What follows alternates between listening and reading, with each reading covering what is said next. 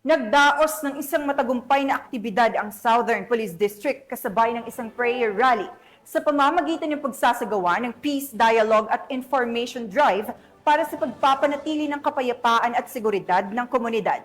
Yan ang aking tinutukan. Isang matagumpay na community engagement ang isinagawa ng tauhan ng Southern Police District mula pa sa iba't ibang stations nito sa ginanap na prayer rally nitong January 31, 2025.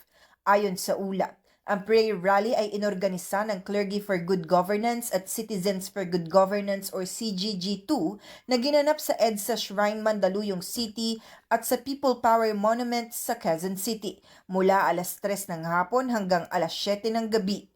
Bilang bahagi ng kanilang aktibong pakikilahok sa komunidad, nagsagawa ng Peace Dialogue at Information Drive ang kapulisan, kasama ang mga opisyal at residente ng Barangay Pilar. Tinalakay dito ang mga mahalagang paksa gaya ng crime prevention tips, anti-terrorism at ang Republic Act 9262 or Anti-Violence Against Women and Their Children Act. Kasunod nito ang community engagement ng mga opisyal at miyembro ng Homeowners Association ng St. Mary Barangay Almanza 1 sa Las Piñas City.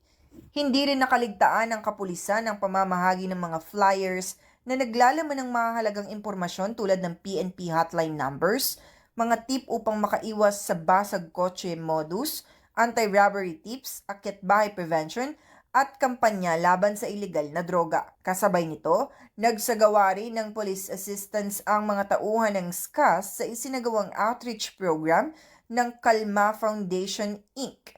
Lahat ng mga aktibidad na ito ay bahagi ng mas pinaigting na kampanya ng Southern Police District sa pananatili ng kapayapaan at seguridad sa komunidad. Mula dito sa Southern Police District, ako ang inyong PNN correspondent, Patrolwoman Mary Tony Veva, alagad ng batas, tagataguyod ng Balitang Pulis.